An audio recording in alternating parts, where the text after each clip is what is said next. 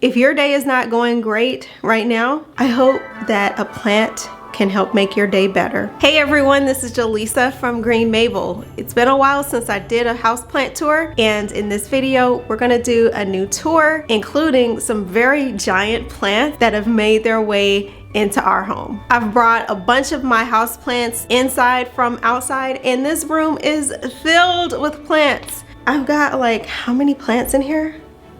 I got a lot of plants in this room. Woo! All right, so here I have this large fiddle-leaf fig. It's got, I think it's got like 4 branches on it. It requires high light. It does really good in here. I did take it outside for a little while. It did good in bright and direct light, so I had it on the north side of the home. Since it's cold now, it's obvious that I had to bring it back in.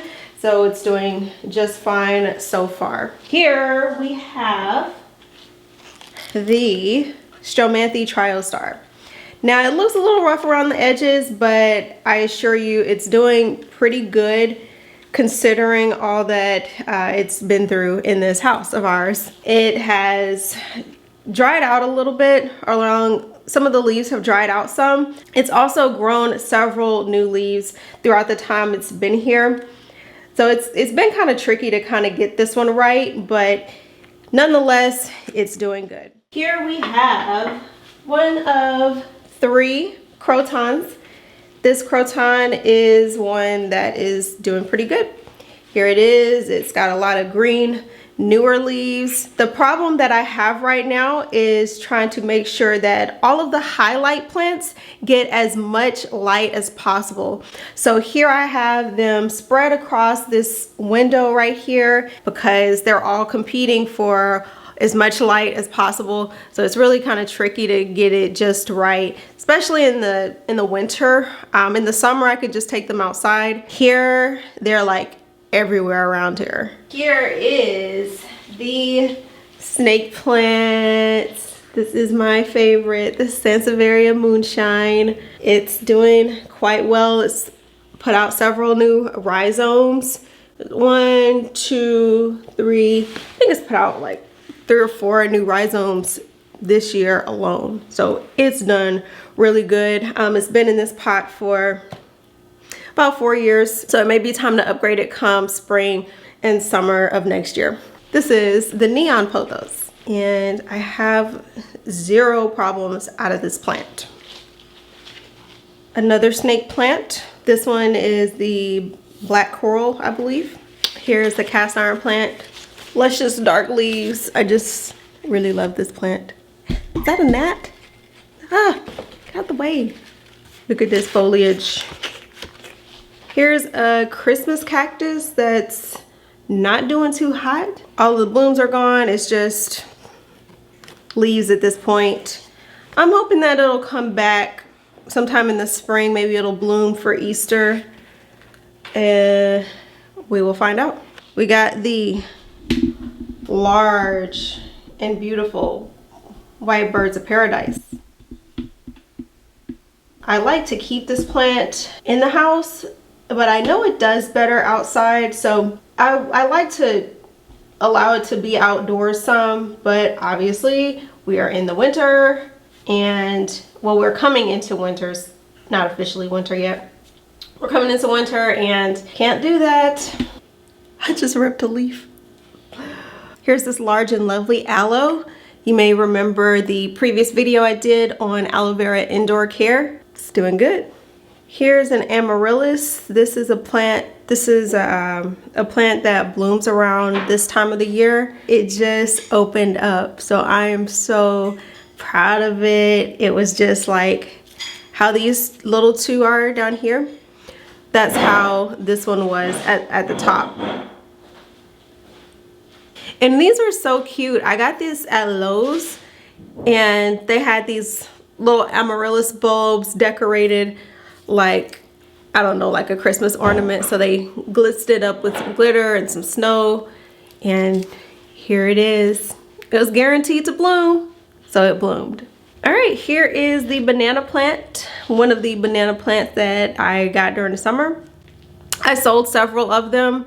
on Facebook Marketplace. So I only kept one. I didn't really need to keep any more than one. So I've had my ups and downs with it. I've forgotten to water it. Yeah, so as much as I have put this plant through, that is the fact that it's still doing good and it's got like these 3 little pups right here is a great sign. Here's a Dracaena along in the same pot with a creeping fig. So this is a Janet Craig Dracaena, and it's closer to the window. I know that this is a lower light plant, but it does really good right here, and it's not showing any signs of distress. This was just one of the best places for me to place this plant because I didn't want it on the ground where the other plant stand that I have is. So I just leave it right here. Here's my Frizzle Sizzle. This plant I kept outside. It did better outside. I initially kept it inside in a west facing window, but the more that it grew, the less that these little curls you see, it wasn't curling up. So it was just growing and not curling. So when I put it back outside, it started like curling up. As the leaves, or as the stems, I don't know what these are, as the stems grow, they're supposed to curl up. So when they're not getting the right amount of light, they don't curl up properly. So that's this Frizzle Sizzle. It's considered a desert type plant. That was water.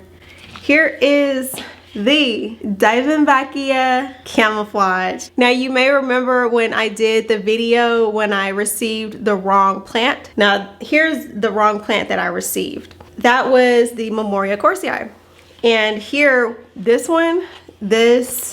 camouflage was the one that I actually wanted, and now I finally have it.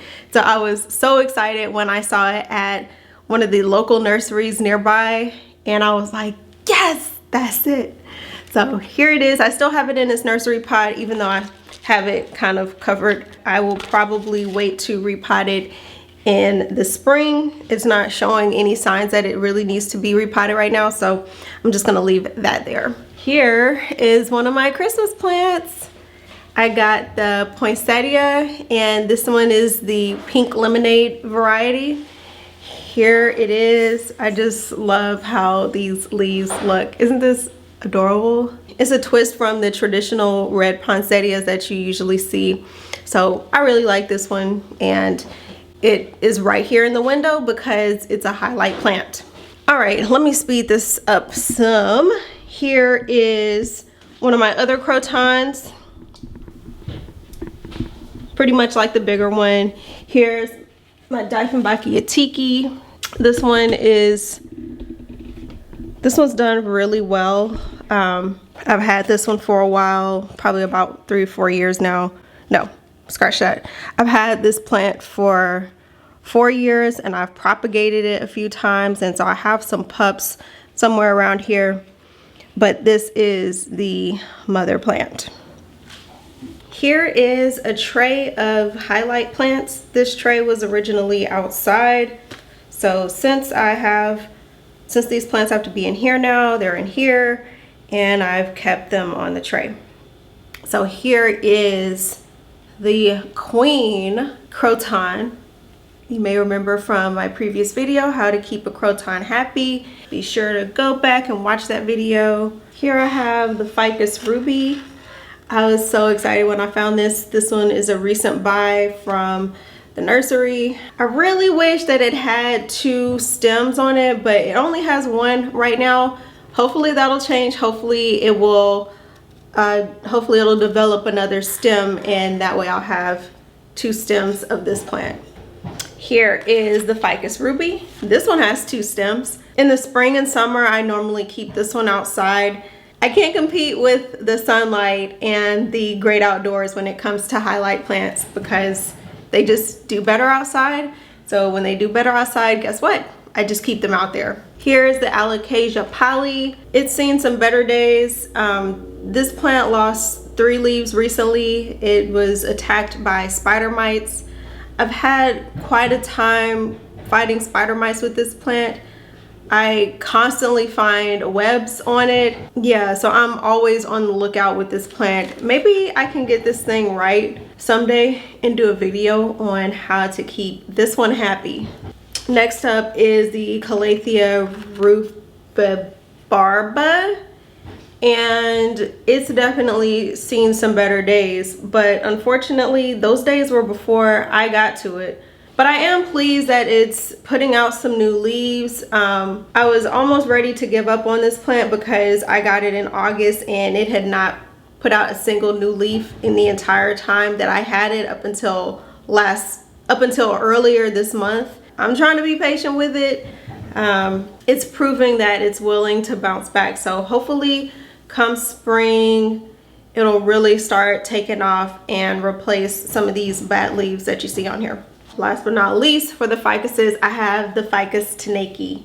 It only has one stem. Hopefully that'll change. Hopefully it'll branch out and develop 2 stems. I really hope so, because I like for a ficus to look full and bushy rather than just one stem growing straight up. So who knows, we'll see. I really hope that it does decide to grow and branch out. Here it is. This is the large elephant ear plant, a large, super large alocasia. It's really too big to be in this house. I kept it outside, and yeah, now because it's cold, it's taking up all the space, and maybe I'll miss it by the time spring comes and it's time for it to go outside. But maybe I'll be happy that I get my space back. All right, here's some Christmas herbs I got. I call them Christmas herbs. They're regular herbs, but they're in the shape of a Christmas tree. So these are so cute. This one's lavender. This one is rosemary. They really do need high and bright light, so they're competing with all of the rest of the high and bright light plants. So I really hope that they continue to thrive and do well, and then next year they'll be Christmas tree herbs again. Here's the Aglaonema red siam. Here we have 2 ZZ plants. We got the regular ZZ plant in the front. In there we have the ZZ raven, looking a little spooky back there, but it's a very happy plant. This is the Calathea orbifolia. Here is my peace lily, the smaller one. I got this one last year around this time, so I guess I would consider this plant about a year old now. There's the Tenanthe exotica. Here we have a Photonia, a philodendron Prince of Orange. That leaf right there to the right was orange, but it's kind of fading into green now. So hopefully a new leaf will grow pretty soon and it will be orange. There's a Syngonium right there. I had that one in my bathroom, but I brought it out here. I move plants around a lot. Here's my Chinese evergreen. Right down there at the bottom is a Sansevieria night owl, and there is another Syngonium right there. Almost forgot this one. Here's my philodendron hastatum, the silver sword. That one's doing really good. It's put out like 2 or 3 more leaves since the last tour I gave.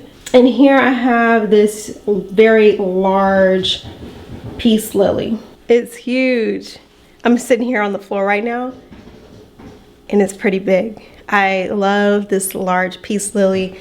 This one is more tropical than that other one, the darker leaf peace lily. I don't know, I've had that one. I've had the darker leaf one longer, but this one is like kind of my favorite because I love it. It's about 8 feet back from the window back here. So that's the window right there, and it gets a lot of bright indirect light. Here's a flower. I really love this peace lily. Here is this very large combination poinsettia that I got when I got the other one.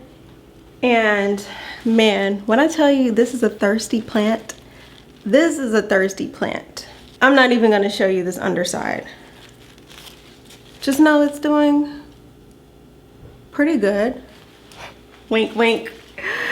I wanted all of the colors, so I just got this combination one. Here is the Dieffenbachia Memoria Corsii, You may remember that that one was the one that I received mistakenly for the camouflage, and I have not been able to get rid of it.